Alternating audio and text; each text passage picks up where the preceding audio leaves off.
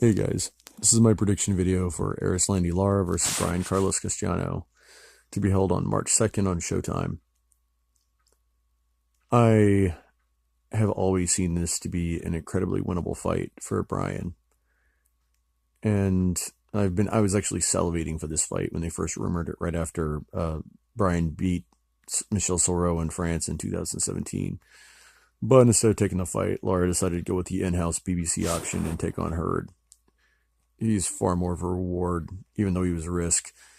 I mean, the way I saw it, Castaño and Hurd were both huge risks stylistically for Lara. So Lara went with the option that paid more.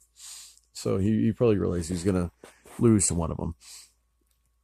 So, but the thing that I really am dreading is if my prediction comes to fruition, which is Brian will win by KO, that he doesn't get enough credit, adequate credit for it. Because I have a feeling that there's going to be a chorus of people saying that Lara was ruined by Hurd. And that's not necessarily the case. I think there's still a lot of guys at 154 that Lara could beat. But I don't believe that Brian Carlos Castaño is one of them. Because style-wise, he is all wrong for Lara. Brian is basically a slightly more compact, smaller version of Hurd that is better at everything. And his punch selection is far more impressive. His combinations are far better. His ring coverage is far better. His aggression is far more effective. He cuts the ring off immaculately. He is suffocating. His pressure is suffocating. And he has a very awkward rhythm that's hard to time. His head movement is impressive. He can usually take the steam off of and roll with, or parry shots, or slip them entirely. And he just gets in the face of his opponents and tees off, and there's literally nothing they can do about it because he overwhelms them with such volume. His offense is his defense, but even then, in the middle of it, of a whirlwind of punches, he still has a wherewithal to be able to slip and duck and bob and weave. He's probably one of the most underrated and underappreciated fighters in the sport today. And his two wins that he's had recently over Michel Soro and Cedric V2 in France are probably two of the most underrated wins at 154. You know, people might want to just roll their eyes and say, oh, so what? Michel Soro lost to Basangurov and he drew with Antoine Douglas. Yeah, fine. But most people that saw the Basangurov fight, I haven't seen it, said it was a very close fight. And same thing goes for the Antoine Douglas fight. In my opinion, he won that fight. I have seen that one. And he, if I recall correctly, managed to hurt Antoine Douglas a few times. This is before Douglas had lost to Efnendil Krasitsi. But anyway, as far as fighters at 154 goes, Soro is probably one of the best guys. He is fully capable of competing at 160, but he's just a better fit down at 154. And he has wins that are every bit as impressive, if not more impressive, because he's beaten guys, similar guys. Not to bust out any kind of triangle theory here, but he's beaten guys far more impressively than far more famous guys. His stoppage and domination of Tapia was brilliant. It was brutal. And it was far more brutal than Kirkland's beatdown of him and the stoppage from David Lemieux. His KO was nasty looking. Even though he didn't knock him out cold, Glenn Tapia was all over the place. He was just flopping around like a fish on the ropes.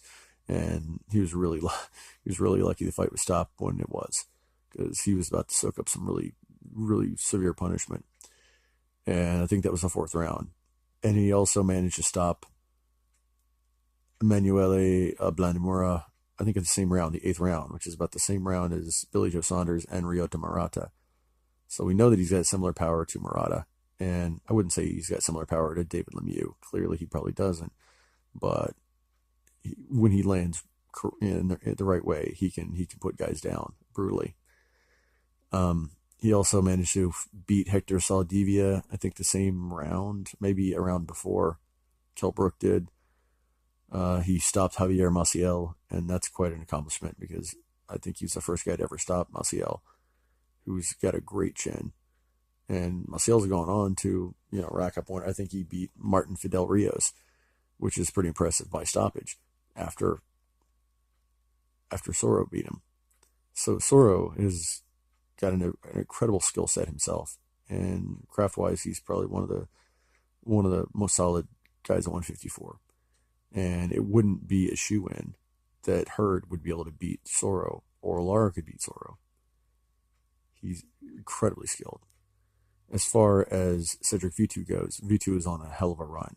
He'd beaten 3 guys that were European level. They were top European level. He beat Marcello Montano, and Montano, he was, I think, a mandatory for J-Rock, and he stopped Montano around the same round as J-Rock, I believe. But his domination of Orlando Fiordigilio was pretty impressive. Fiordigilio, well, you look at his record and say, well, he just lost to a guy named Zakaria Atu. No, he didn't. I saw that fight. He clearly beat Atu, probably about a 117, 110 margin. He even managed to drop him, but it was home cooking. By the way, a little bit of a go back about Soro. You look at that win for Castaño. Yes, it was a split decision. Was it a close fight? Not really. I scored it 117, 111 for Brian. It was pretty close to domination. There's a couple of competitive rounds in the middle, but Brian dominated for the majority of the first 6 rounds, and he swept the last 3. And he was occasionally getting tagged with big bombs, and he walked through them, the majority of them. So back to V2. So his win over Fiordigilio, his stoppage win, was quite impressive. And he also recently beat Isaac Real from Spain, who's a really tough pressure fighter, who dropped Jack Colque, if I recall correctly. And he pretty much beat him from pillar to post. He didn't lose a round. Actually, he did get dropped in the one round, but it was a flash knockdown. He was never hurt. But yeah, Cedric V2 is a very, very tricky, very elusive, very, very awkward southpaw counterpuncher. And he counterpunches in combination. And Brian dominated him from start to finish. He was on his ass from the word go, and he had no breathing room whatsoever. And he beat the living hell out of him. Yeah, he nailed him with probably over 100 punches around. The volume was insane. So the fact that Brian does basically everything well that Hurd does, and he's got more suffocating pressure than Hurd, and is cagey and rangy and tactical as like a Vanez Martirosyan. He's like a combo of Vanez and Hurd. This could be a severe, severe beatdown of Erislandy. And this is even if Lara decides to go ahead and fight in his incredibly defensive style. Because he fell into the trap of fighting Hurd's fight. Well, even if he has learned from that mistake, because he wanted to show off how, all his machismo and everything, because he realized that he probably was going to have to do something drastic to get a decision, because he knew that he's probably going to get outworked by Hurd. So the fact that he decided to bite the bullet and just go all out and go to war with Hurd, he was sucked into the fight. I mean, I think he could have kept that at range and racked up a few more rounds, even though at the end he lost the fight. It was still a close fight. I think the knockdown made the difference. It was 114, 113 with the knockdown, edging it. If it hadn't been, it should have been a draw. It was still a close fight. But I don't believe that Lara is going to get sucked into a fight. Or I don't think he's going to choose to fight somebody's fight. He's going to get forced into fighting Castaño's fight. And he's going to be relentless. He's going to hit Lara places that Lara's never been hit before. And it's going to be unrelenting. So I think that even if he doesn't manage to knock out Lara, and I do believe that might have a little something to do with Hurd because of the beating. So if he goes down early, if he goes down early, then he is shot. But if he's durable enough to go late, Brian will deserve full credit for it. But I believe he's going to stop him late And if he doesn't stop him late, I think the amount of leather that's going to be landed on Lara is going to be even too much for most PBC judges to overlook. And I think that if he doesn't win by stoppage, he's still going to win by a unanimous decision. Although it is PBC, so the package split decision is very likely as well. So by hook or by crook, by KO, UD, or split decision, I think Brian Carlos Castaño will emerge victorious. There you go. That's my prediction.